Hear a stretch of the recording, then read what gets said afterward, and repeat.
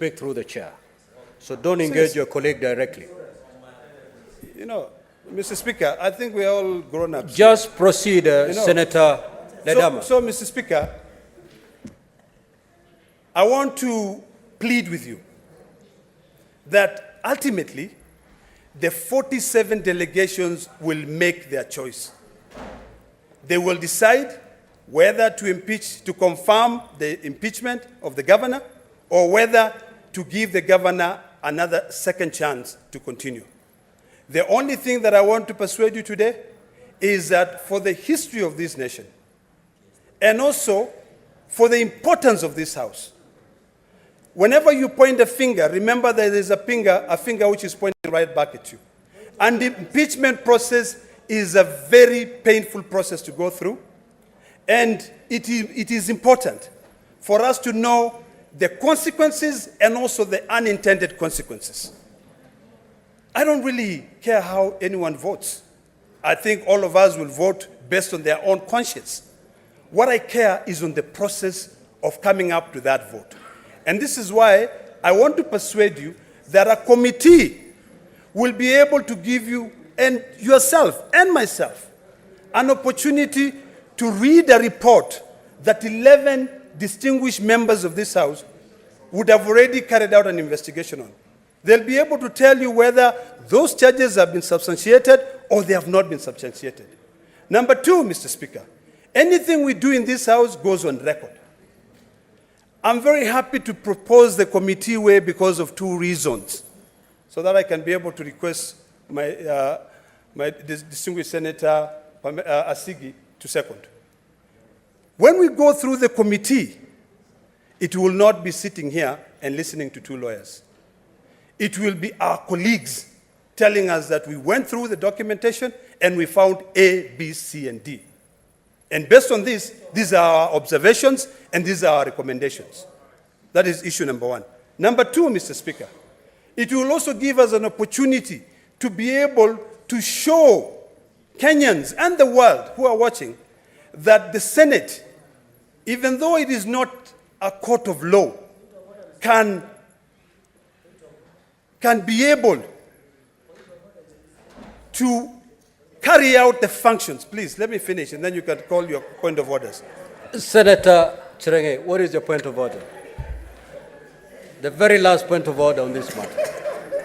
Mr. Speaker, I hope it's not the last for the day. I have several. Mr. Speaker, under Standing Order 105 of the Standing Orders and Standing Order 80, is it in order for Senator Ledama or Lekina, the mover of motion, to mislead us and the public that when it goes to special committee, it is the only time the feedback is only through our members, yet he knows very well as a senior ranking member that when a governor appears through plenary, he or she has an option of either representing herself or himself or through legal representatives, Mr. Speaker. Is it in order to mislead the country that the only point, as per Standing 105, Mr. Speaker?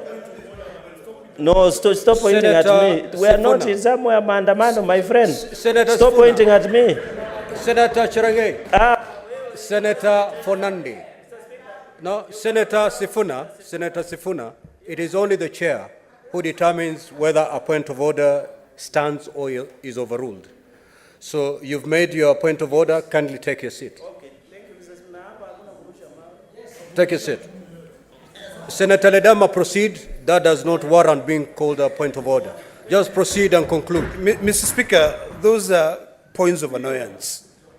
Because, Mr. Speaker, I am not discussing the merits or demerits of the case. I'm only trying to demonstrate to my colleagues why I'm proposing the committee way. I want to plead with you to listen to me, give me an ear. Ultimately, you will make the decision.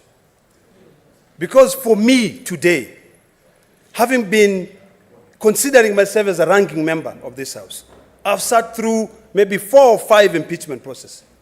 The reason why I'm suggesting to you that you should consider passing this resolution is because I have experience.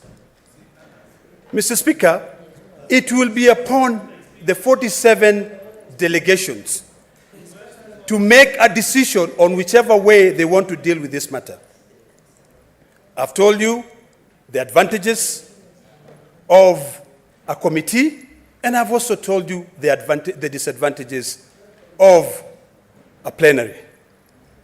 The reason why I believe, and this is the point that I was trying to prosecute earlier, that a committee is which would be able to give the people of Meru and the governor justice, is because as we sit here, as per Article 125, we are sitting with the powers that we have are quasi-judicial.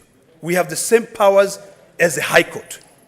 So when you make a decision, it is imperative and important that we become future-centric, in the sense that whatever decision we make today, when we stand here to defend whichever way, either to send the governor home or to save the governor, it is something which will go on record, and your children and your future generation will be able to look back and say, that house.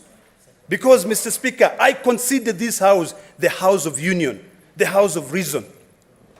This is the only house, Mr. Speaker, where a senator from Lamu, who has got maybe 120,000 people, will sit, 90,000, will sit with the senator of Nairobi, who has got about 5 million people, and each one of them will have one vote. That is why I say it is a house of union. We are called upon, Mr. Speaker, to oversight our counties. You know, and that is the reason why we are the court that will decide, will be able to trial. Because one thing I want to remind my colleagues is that we do not impeach a governor. The Senate does not impeach a governor. A governor is impeached at the county assembly. The only thing we do is to confirm the charges. We are sitting as judges. And that is why I'm pleading with you that for us to be able to understand this process very well, I'm pleading with you that we go the committee way, trust distinguished men and women who represent counties and who represent the Senate of the Republic of Kenya, to go through the documentation, come back and tell us, colleagues, distinguished senators, this is what we have found. We do it very well. I'm one of those people who believe that sitting here, and you will see, you will go through the experience if you choose to go the plenary way. You will get bored here, you will walk out, the two lawyers will rant, they will say whatever they want to say, you know. And you know, Senator Cherargei, through the Speaker, as I conclude. Order, Senator Cherargei, Senator Gloria. As you will have an opportunity to make your case. We are not in a soccer match where you can boo when you don't like the player. You know, this is the plenary. Proceed. Mr. Speaker, as I conclude, I now understand why a former colleague said that if, let me quit it there. It is important for us to reason. And I want to plead with you, as I call my colleague, the distinguished Senator Asige, to be able to second this motion, to consider the committee way. Because today you're sitting there, tomorrow you'll be a governor. And when you are governor, you'd want to be given an opportunity to be heard and to be given an opportunity for you to be able to be asked questions and represent. Finally, Mr. Speaker, as I move, I hope that wisdom will prevail and that the distinguished senator who was told that if the president was thinking like him will not have a country will actually see sense in all this that I'm trying to persuade you. Mr. Speaker, I beg to move and request none other than Senator Asigi to second.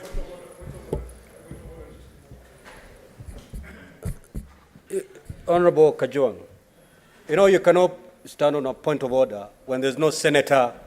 Or, no. I'm afraid because he is done, he won't be able to come back. When you mention the name Senator Asigi, that's where my point of order comes from. Yes, Mr. Speaker, just allow him to. Is it a point of order or you? He has moved a motion. He's called upon Senator Asigi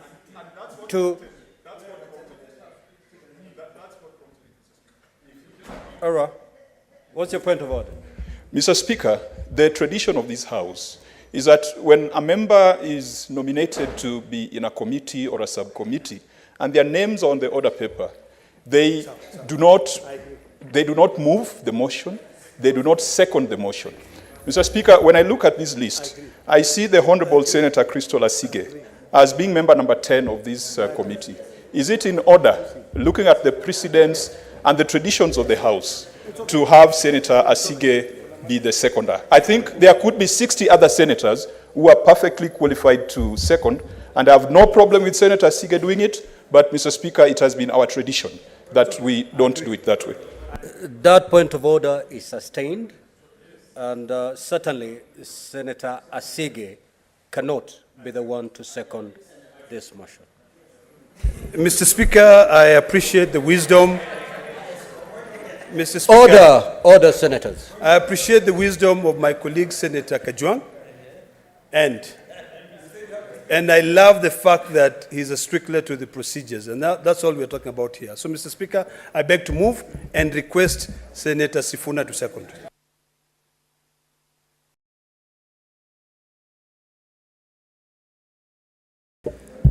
Mr. Speaker, I rise to second the motion by the Minority Whip, Senator Ledama Olekina. And allow me to begin with the words that you used in your communication this afternoon, Mr. Speaker, that in fact, this is a fundamental process in good governance and upholding of democracy. And I remember you calling us to order, Mr. Speaker, and that we treat this particular process with the highest level of responsibility. I do not take my duties as a senator of Nairobi lightly, and especially not when it comes to the process of impeachment of a governor. Mr. Speaker, I consider myself more a debating machine than a voting machine. I don't want to allude anything on any other senator, but for me, the reason I'm in this House is first to debate before questions are put to the vote. And that those people or the colleagues who insist, Mr. Speaker, on straight up going to the vote are doing themselves a disservice, because there's a song that I like by one Emily Sunday. She says, if you can never sing your song, how are we supposed to learn it? I would want to hear my colleagues debating and convincing me why of the two options that are available to the House, Mr. Speaker, the plenary is the best. For me, I'm here to do one thing and one thing only. First of all, I want to thank this SBC, because this debate in the morning, we were asking ourselves whether we should recommend or whether we should make available both choices for the House. And in fact, in the wisdom of the chair, you rule that this is a choice for this House, that both of those choices must be put before the members, let the debate ensue, and people convince each other as to why one is better than the other. Mr. Speaker, I also have the benefit of having been a member in the last impeachment process of Governor Kawira. That committee was very ably led by my colleague from Kakamega, Senator Khalwale. Mr. Speaker, I have come to be convinced that in fact the committee way is the best way when it comes to impeachment of governor, and I'll give the reasons as to my position. Firstly, Mr. Speaker, this is a serious matter, not just for the governor herself, but also for the people of Meru. As a firm believer in devolution myself, I want counties to work. We fight every day here to get extra resources for these counties, for them to be able to work. Nobody is happy when we have dysfunctional county governments. But, Mr. Speaker, also the threshold for removal of a governor has been set in the law. It is the responsibility of this House, Mr. Speaker, to find out whether on the facts and the evidence that threshold has been made. And in my submission, Mr. Speaker, it is close to impossible in an interrogation such as the one that happens in plenary to establish the facts and the law of the allegations and whether that threshold has been met. Number two, Mr. Speaker, I believe that that responsibility of oversight of counties, and especially of impeachment of governors, is placed on the entire House, all the 67 of us. I do not see why, for instance, anyone would want to strip themselves of a role in this process by refusing the committee way. Because, Mr. Speaker, one unique thing about the committee way is the only opportunity that our nominated colleagues get an opportunity to have a say in a matter as important as the impeachment of a governor. If you do not go the committee way, Mr. Speaker, as you know, when it comes to voting... Order, Senator Gloria. Proceed, Senator Sifuna. When it comes to voting, Mr. Speaker, only the heads of delegations at the plenary will get to vote. This is a matter that it should be common knowledge to anybody sitting in this house, unless you don't know where you are. Mr. Speaker, the point that I was making is this. If we want to interrogate the evidence, to sift the noise, because there's been a lot of noise in social media and on the mainstream media about what is happening in Meru, I would beg this House not to join the cacophony of noise just for the sake of joining. That we do a proper analysis of the evidence, we do a proper analysis of the facts, and reach a determination that will be in the best interest of the people of Meru. I have never experienced a plenary, but those of us, our colleagues who have been there, have advised that some of the privileges, like for instance, when we were sitting in the last committee, Mr. Speaker, I honestly would wish that you bring Senator Cherargei to order, because he's in the habit of shouting at people when they are talking here. If he has a point of order, let him raise it in the manner Senator Cherargei, I'm giving you the final warning for the day. If you have anything, you speak through the chair. Don't engage your colleagues directly. Senator Kathuri, what is your point of order? Thank you, Mr. Speaker. Mr. Speaker, the move and the second of this motion has severally mentioned Meru County, that they know what is best for Meru County. If there is anyone who knows what is best for Meru County, is none other than Kawira Mwangaza. I wish they had consulted me, because they are advocating Meru issues in a very different manner. So when you are either moving or seconding, give your reasons without mentioning the great Meru County, tafadhali. I beg. Senator Kathuri, that point of order is overruled. The role of the Senate is to offer oversight to all counties, including Meru. The motion that they're moving is the subject matter of this motion is Meru. You cannot make any contribution without mentioning Meru. So, Senator Sifuna, kindly proceed to... I thank you, Mr. Speaker, for that protection. And by the time the matter is brought to us, it is an indication of a failure of leadership in the county of Meru. So we are here to deal with your problems you should have sorted out at home. Mr. Speaker, let me conclude by saying that is the work of the Senate. It's a constitutional mandate of the Senate. Senator Sifuna, I will not allow you to start throwing jabs. Proceed to conclude. I conclude, Mr. Speaker, although the jab has already landed, I can see it's working, to withdraw the jab. Mr. Speaker, I want to beg this House that in fact, let us go the route of a committee that will enable us to be able to interrogate the facts, to interview witnesses. Senator Khalwale will bear me witness that the last time we were in this committee, similar committee, Mr. Speaker, the witnesses would take oath there, and you would subject them to cross-examination. And the people who have experience with the plenary, Senator Ledama, unless he was misleading me, has told me of a different story when it comes to plenary. You will not be able to do the sort of cross-examination that you would get opportunity to do in committee.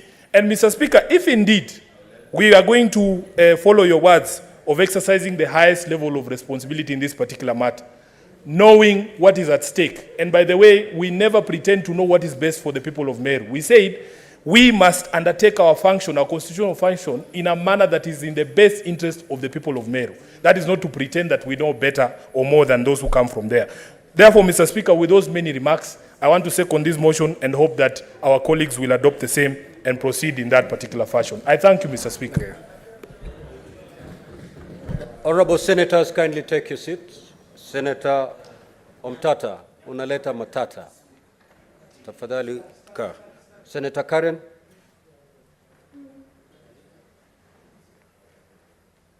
Senator Shakila, kindly take your seat.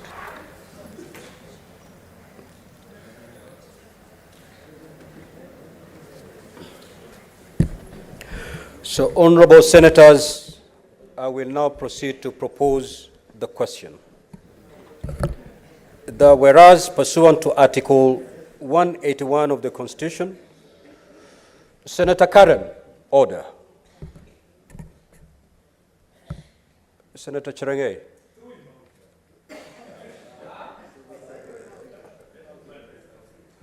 If I'm to throw out Senator Cherargei, you may have to follow behind. So, honorable senators, allow me to propose the question that whereas pursuant to Article 181 of the Constitution and Section 33 of the County Governments Act, on Wednesday, 25th October 2023, the Meru County Assembly approved a motion to remove from office by impeachment Honorable Kawira Mwangaza, the Governor of Meru County.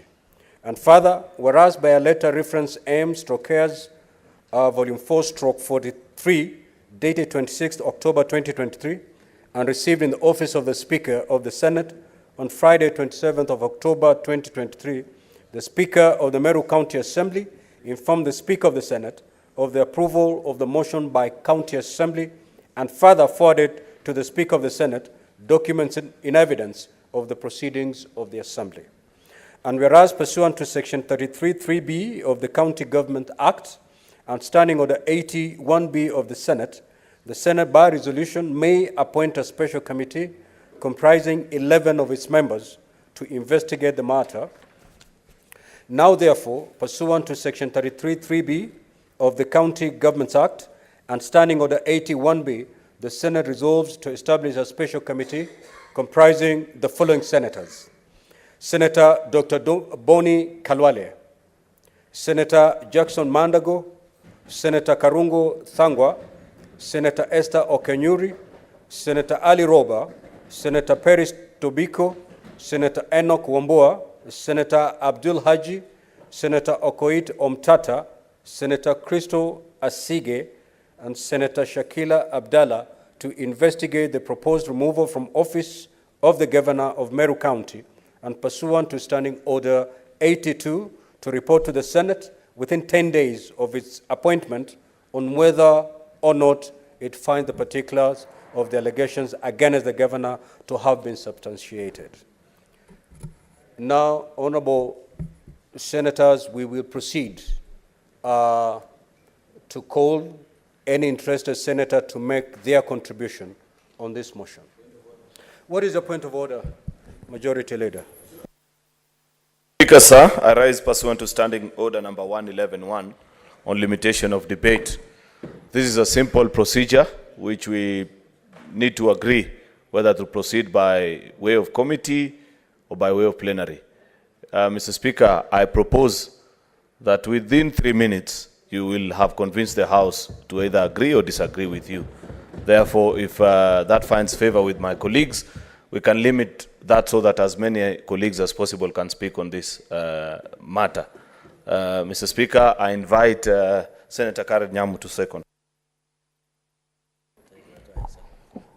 Mr. Speaker, I second.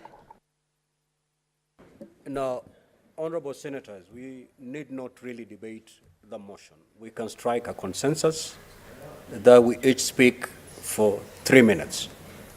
If that is the consensus, can we therefore proceed in that manner? Yes. 3 minutes it is. Senator Murango James Kamau.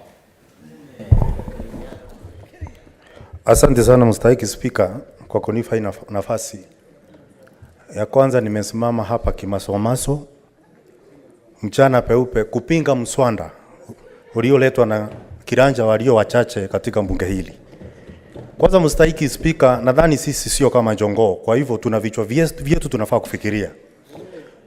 Niseme ya kwamba kawaida ambayo imekuwa sasa nikawaandika katika bunge hili la Seneti ni kwamba wakati mswanda umeletwa sana sana ambao unafaa kuungwa mkono na pande zote mbili, anayeleta ule mswanda anakuwa kiongozi wa wengi, na sana sana naona akiita kiongozi walio wachache kuunga mkono ule mswanda. Mstahiki Spika, mswanda wa leo umeletwa na kiranja walio wachache na kuungwa mkono na aliyetoka upande wa wachache. Hiyo ni kusema kuna azimio fiche katika tendo hili. Kwa hivyo mstahiki Spika, mimi nimesimama hapa niseme ya kwamba sisi wengi ambao ni vijana katika bunge hili la Seneti pia tunafaa kupewa nafasi ya kusikiza, kunusa, kuonja na kusoma katika mswanda ambao unaletwa katika bunge hili. Mstahiki Spika, Mstahiki Spika, niseme ya kwamba ukiangalia katika orodha ya wale watu wamewekwa pale, katika upande walio wengi ni wale watu ambao walikuweko wakati ule ambao gavana wa Meru aliletwa katika jumba la Seneti. Na kwa hivyo tunataka kusema ya kwamba hiyo inanyima nafasi maseneta wengi vijana kutoka pande hii walio wengi, na kwa hivyo ningeunga mkono kwamba tuletewe mswada kwa walio wengi. Mstahiki Speaker, sitaki kukubaliana kwa kusema ya kwamba wakati gavana atakuja katika bunge hili hataweza kusikizwa kwa njia inayofaa. Ukienda katika bunge la Wandi la Gatuzi la Meru, wote wakilishi wadi 29 walisikiza na wakapitisha, 59 walisikiza na wakapitisha. Hiyo ni kusema sisi hatujafika hata hiyo, hatujafika 69, Mheshimiwa Speaker. Kwa hivyo mimi ningeomba ya kwamba upande walio wengi tusifuate mkondo kama samaki aliyekufa, tuweze kufikiria, tuletewe mswada katika bunge la Seneti, sisi wote tuweze kusikiza, kuchangia na kufanya maamuzi mbele ya kila mtu akiona Kenya nzima ikitazama. Asante sana Mstahiki Speaker. Napinga. Senator Asotsi.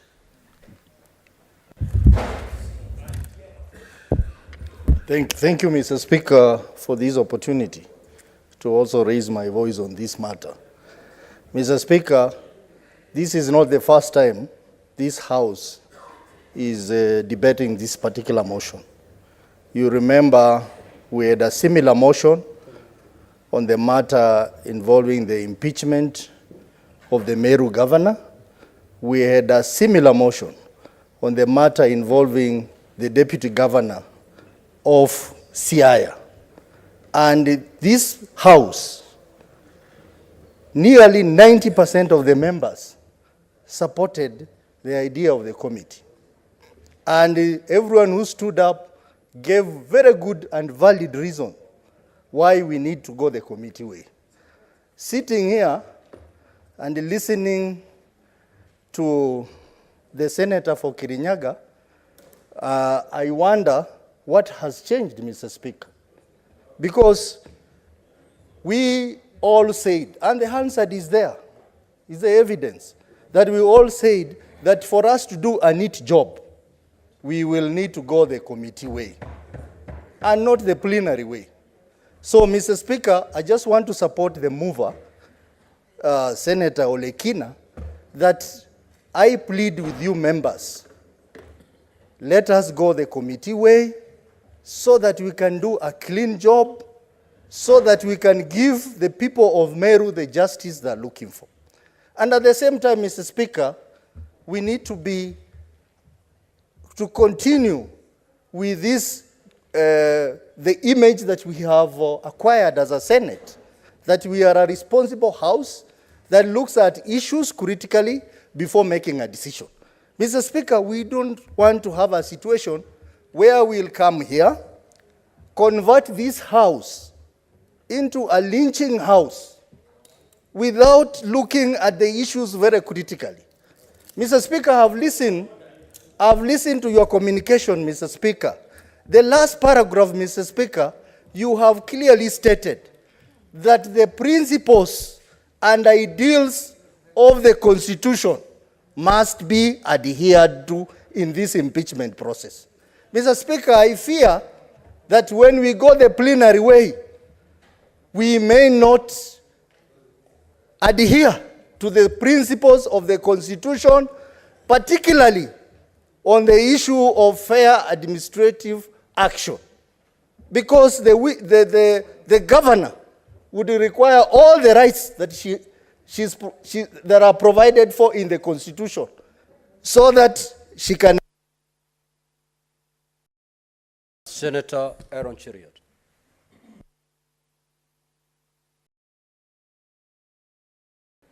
Thank you. Mr. Speaker, I have three quick things to say. But let me be clear from the onset that first, I rise to oppose this motion. Mr. Speaker, I rise to oppose for three simple reasons. Number one, as a leader in this House, I must learn to keep and honor my word.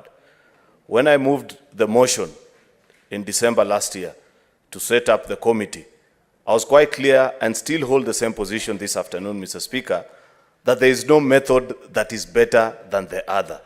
Anybody trying to peddle that kind of argument, in my opinion, Mr. Speaker, is misleading the House. I say that as a ranking member. I have participated in both plenary and committee impeachment hearings, and I can tell you without a doubt, Mr. Speaker, that both processes are fair, they are sound, they have a good legal basis, and they deliver the best result for the specific county that is before the House. Therefore, Mr. Speaker, when I moved that afternoon, I promised the House that at the next time we get such an opportunity, it will be my proposal that we go the plenary way. And therefore, this afternoon, Mr. Speaker, I want to propose that the House goes the plenary way so that we listen, all of us, sit here calmly and understand what is the issue with Meru. Second thing, Mr. Speaker, is that we need a cleanup of our laws. Perhaps members are wondering, how is it that we found ourselves in this situation?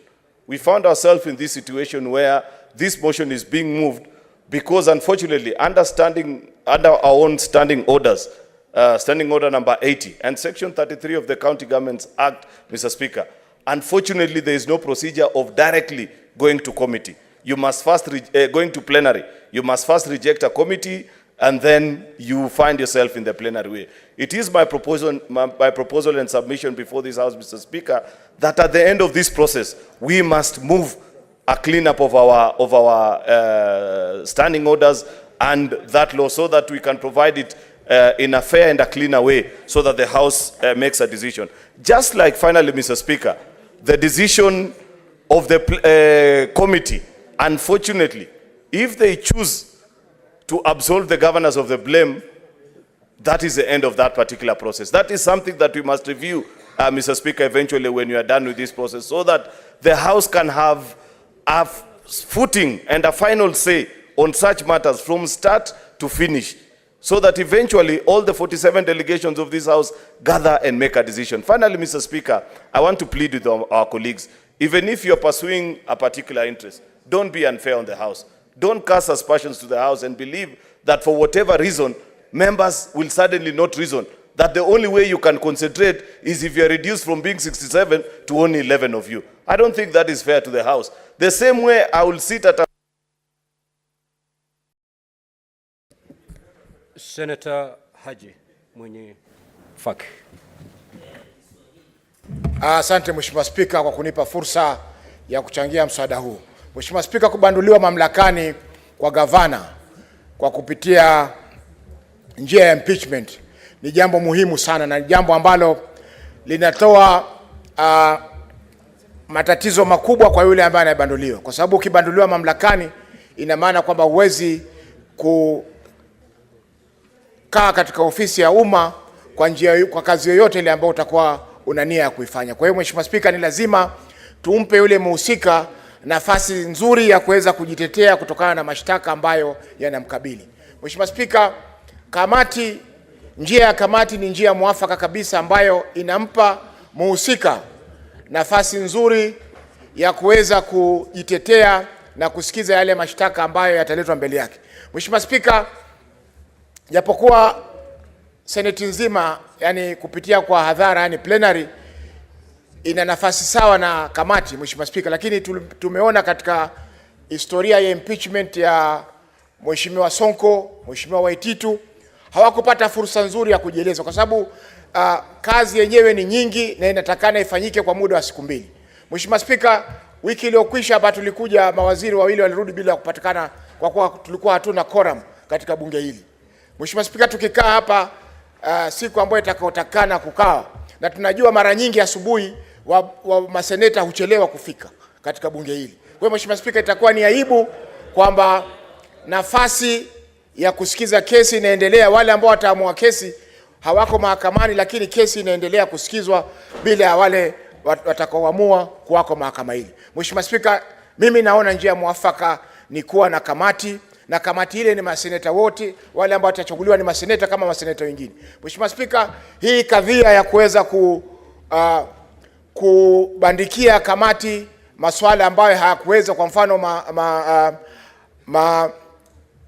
tuhuma za kupokea hongo ama tuhuma za kufanya kazi bila ya kuwa sawasawa, Mheshimiwa Spika, haifai, kwa sababu seneta yeyote ambaye anahudumu katika kamati ni seneta kama seneta mwingine, Mheshimiwa Spika, na kamati zote zinapokaa ni kamati za bunge la Seneti. Kwa hivyo kadhia zote ambazo ni za kuhakikisha kwamba